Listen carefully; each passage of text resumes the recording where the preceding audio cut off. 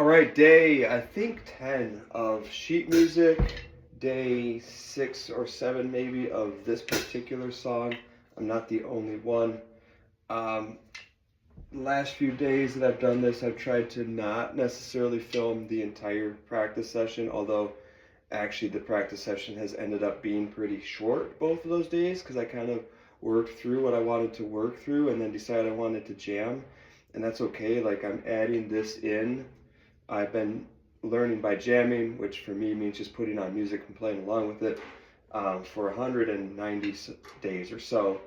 And now I'm trying to learn by reading sheet music as well. And the big thing about this whole process is I'm not putting limits on myself one way or another. I figure that as I get better, I will get more engaged with it, want to practice longer, have more fun, and there will hopefully be times, just as hopefully my life gets less busy, that I can sit down and just practice something for an hour and feel good about that. But right now it's about 5 minutes, so that's okay. My goal right now is to go through and hit some of the hard parts again, because I really think I have, for the most part. I still mess it up sometimes because I just keep wanting to open the hi-hat randomly, but other than that, I pretty much have this part down.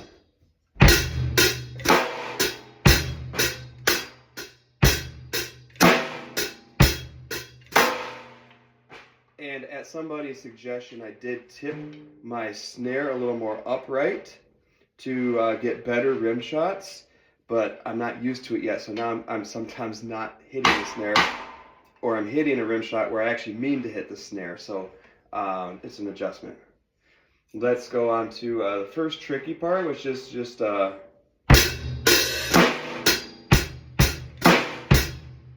none of that should have been open. I don't know why I opened the hi-hats.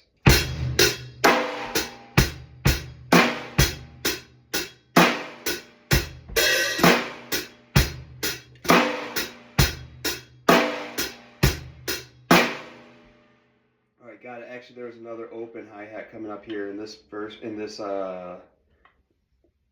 measure.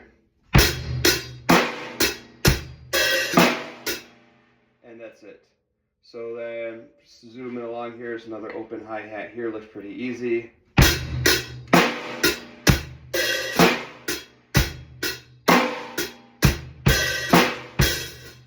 Oof. So there we have. This is in bar 31. See if I can get that up here.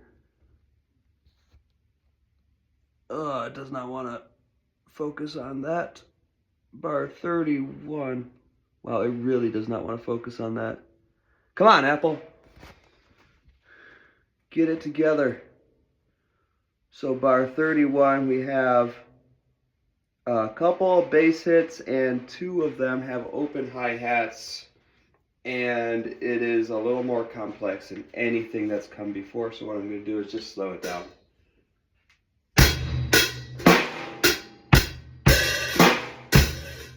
Oof. And getting that hi-hat open on the last beat, on the last hit, which is on the end of 4, was what tripped me up.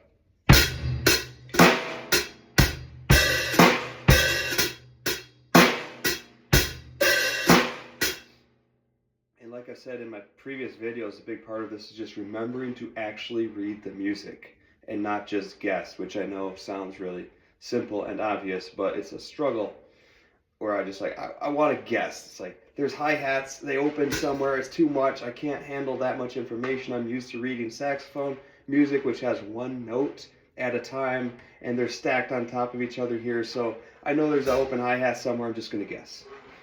And the trick for me is to realize that I can read music where the notes are stacked. I can process that. I just have to actually focus on it and try to do that.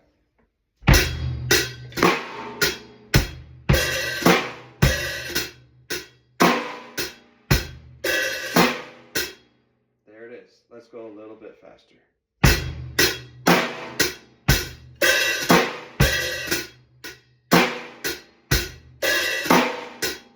Alright, there it was again. Let's do a little bit faster.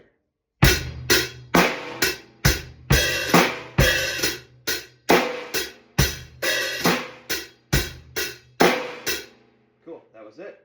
I should do it a couple more times. For some reason, I'm having a hard time not just like opening my mouth for no reason, because I guess just like a silent scream of fear that I will mess it up. Here we go.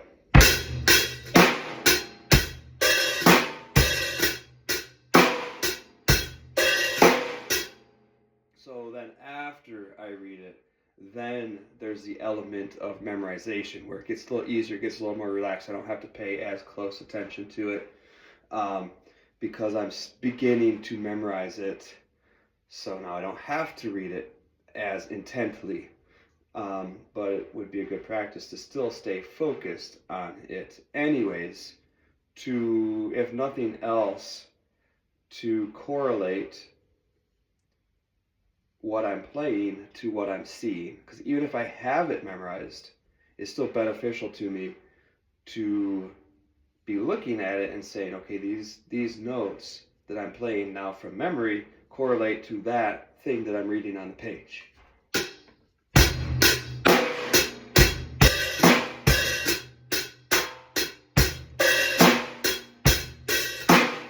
And I think I might actually be playing it above tempo for the song, because it's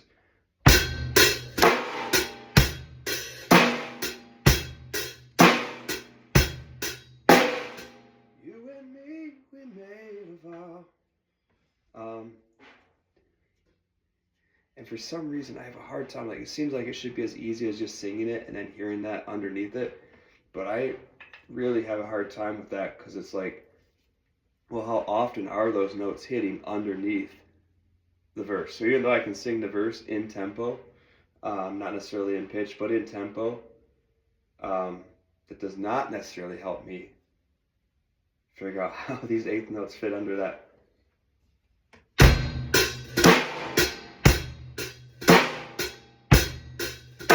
Well, I think it's something like that. So let's try that one more time at that tempo.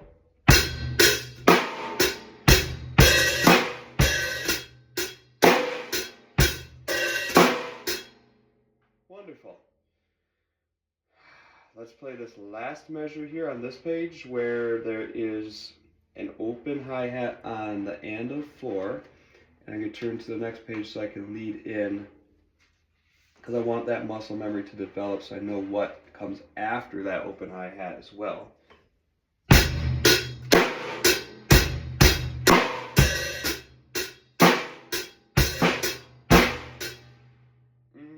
Maybe. That's where I'm not, I'm not sure if I guessed right or not. But I got the downbeat of 1 correctly, and that's the main reason I wanted to go up there, was so that I know what happens after the and of 4. So then from there I can work on that measure, which is 2 hi-hats, no nothing else, then a snare hi-hat, another hi-hat, and then we have no open though, it's just, it's so easy.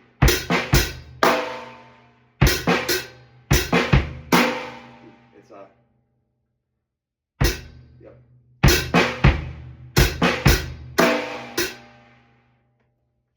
What I'm looking at here is bar 40. It's kind of cut off here.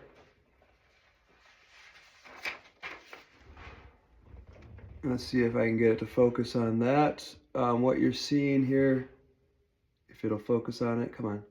There's literally nothing else on the screen. There's no reason not to focus on it. I'm gonna have to like touch the screen or something. There we go. So it's just on beat 3, there's the bass drum, and then the snare on the E, the 16th note, and then the bass drum again on the 8th note, and then the snare. So there's a lot of up and down there, boop a boop bop. And even though it's not like really that much to read, I kind of get lost on where in that series of do do do da, and then remember to hit that extra snare. So that's really kind of tricky for me as basically a complete beginner to reading drum music. So there's nothing open. I don't need to complicate it. Now it's like stuck on that focus. I put it on. Here we go.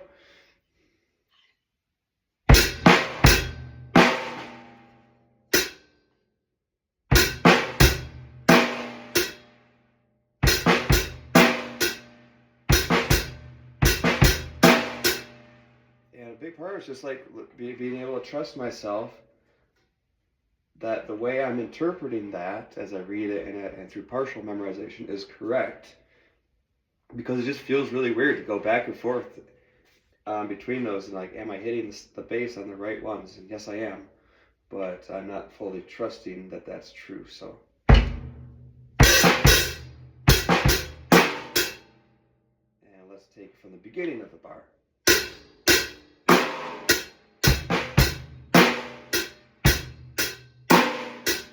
It's funny because like part of the reason that it's tripping me up is because I haven't played read drum music long enough to actually correlate the sounds to what they look like on the paper. So I'm playing what I'm seeing on the paper, but it's still surprising me as to what it actually sounds like on the kit. Whereas with the saxophone, I kind of know if I messed up or not because it will sound different than I know it's going to sound based on what I'm reading on the paper. But on the drums, it's like, that didn't sound like I thought it would, even though I did actually play it right. It's just I have not done this long enough to have a good idea of what that sounds like here. Okay.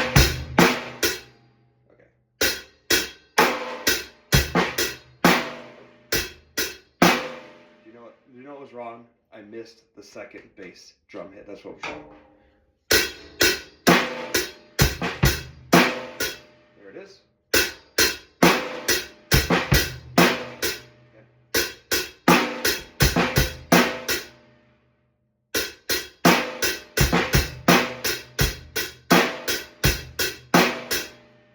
Another thing that trips me up is when I play it right and it's like, that was easy.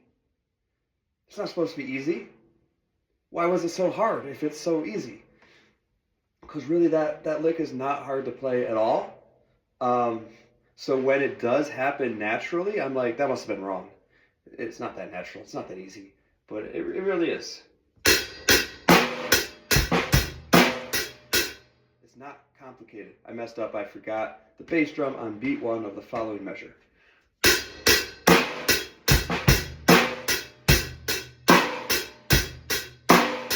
And now I'm playing it, I think, above tempo, but that is part of learning something, is being able to play it above tempo, being able to play it below tempo, being able to play it at any tempo, being able to play it in any style. Like, when you really, really, really know something, you can play it in any conceivable variation. So, trying to play it a little bit above tempo so that when I play it at tempo, it feels just even easier.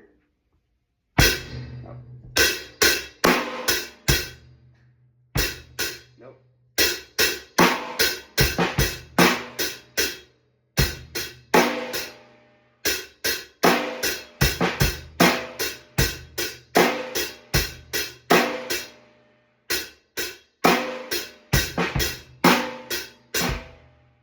Forgetting to hit the bass drum on the next downbeat. I don't know why I'm doing that.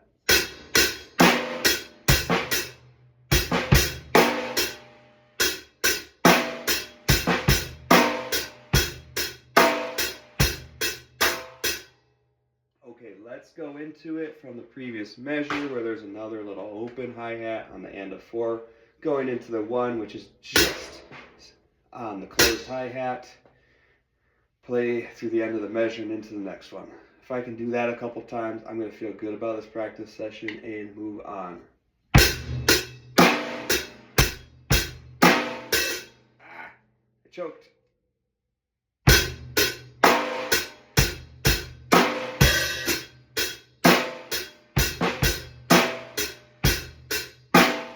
There it was once.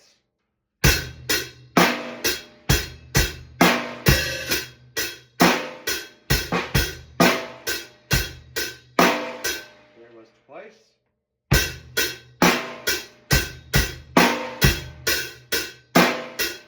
What did I do? I might not have done anything wrong. That felt wrong.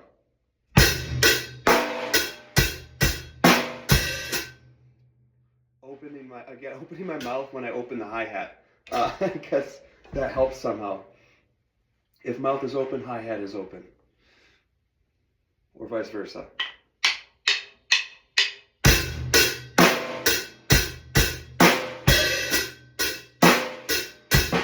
There easy.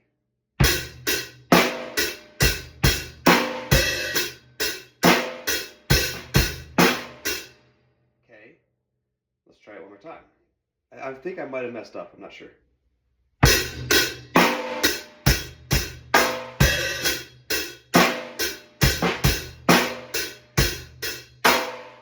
Cool. All right, it feels good to really kind of have that thing that felt a little bit tricky at first pretty well down.